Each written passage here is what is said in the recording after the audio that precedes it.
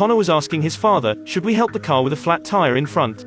He didn't expect the owner of the car to point the machine gun at them. After a load of bullets, his father was injured. The car lost control and rushed down the road. It hit hard on a big stone. Connor was terrified. He looked at his father with a trembling body.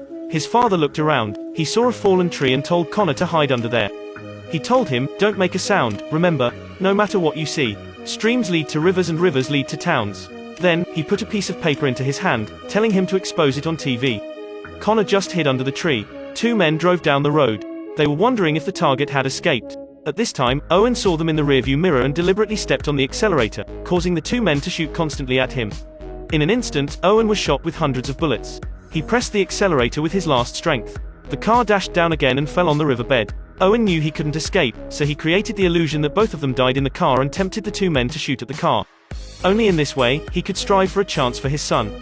Father's love was like a mountain. After the assassins left, Connor walked down the stream according to the survival skills taught by his father. His name was Connor. Yesterday morning, he was still enjoying the nutritious breakfast made by his father and discussed with his father how to define dullness. Suddenly, the news made his father's expression become serious. Just an hour ago, two assassins rang the doorbell of a villa. After confirming that the host was at home, they told him there was a leaking gas and asked in for inspection. Soon, they sneaked out of the villa, driving away without looking back.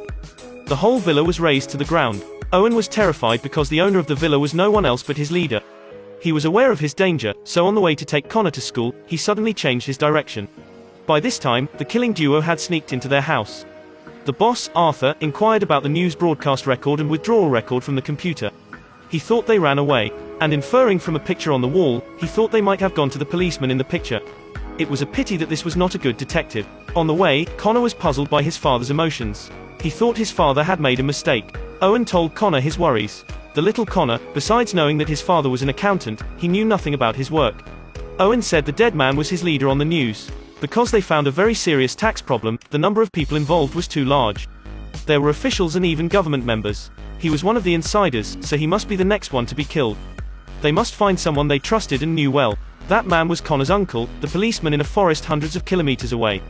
Early in the morning, Connor woke up in his hotel bed.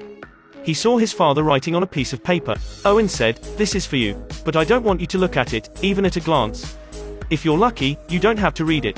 At this time, the assassin duo, Jack and Patrick Blackwell, had taken a plane. They arrived at the destination and waited for them to be intercepted. Owen and Connor drove back and forth on the mountain road. Suddenly, they were shot by the man pretending to change the tire in front. Owen covered Connor at the critical moment. But he was also shot to death. Two assassins were interrupted by a car coming on the road. They drove away without checking at the foot of the mountain. This film uses two parallel narrative structures. Let's switch to another narrator. Hannah, the main character, was a forest firefighter. A year ago, in a fire, the wind direction was misjudged.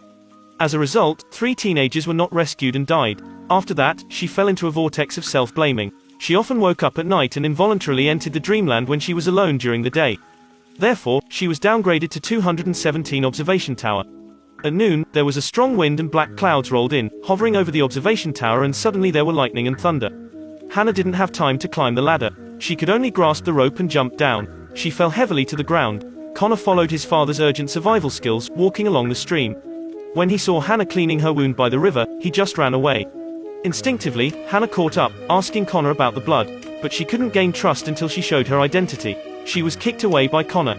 Hannah saw an opportunity to retreat. The town is 12 miles that way, over the Continental Divide. Have fun with that. She turned around. Connor hesitated. He needed help and Hannah made him feel harmless. On the other hand, 2 assassins learned from the news that there was no boy on the death list at the crime scene. Arthur was very angry, telling them to solve it right away. To distract the town residents and the police, they set a fire in the forest. Hannah took Connor back to the observation tower and found that the communication equipment here was damaged by lightning at noon. They had to hitch a ride to town for help. During the conversation, Connor gradually gained some trust in Hannah. He told Hannah what had happened to him. Hannah read the note Connor's father left him and decided to take him to town overnight. She didn't expect to be shocked by thunder on the road. They found that the fire blocked their way, the fire set by the 2 assassins. The other 2 killers went straight to Ethan, Connor's uncle, making his pregnant wife call him for clues of Connor.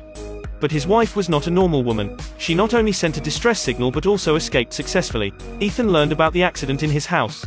When he hurried home, he was controlled by the 2 assassins and was asked to return to the crime scene to find Connor. After returning to the observation tower, Hannah just changed her clothes. Looking up, she found 3 people approaching the observation tower. The policeman in front of her was very familiar. He was her ex-boyfriend. Connor identified the two men with the guns. They were the two assassins that killed his father. The two made Ethan climb up the observation tower to check. If there was no one else, they would set a fire. Ethan went up and told him there was no one. He saw Hannah at the door and knew Connor was there, telling them to hide as if nothing had happened. He was trying to save them, but he didn't expect that the assassins heard him talking. They shot up to the tower. In the panic, Ethan covered them with his body. Hannah took Connor down the rope on the other side and ran away. When the two men were about to chase after them, they were attacked. The boss heard the gunshot coming. He knew that the police were coming soon. So he told the two assassins to come after Connor and he dealt with the shotgun himself. Hannah took Connor in the direction of the fire. There was a big fire in front. It was very dangerous. She judged the wind and told Connor to leave. Then she led the assassins away from Connor.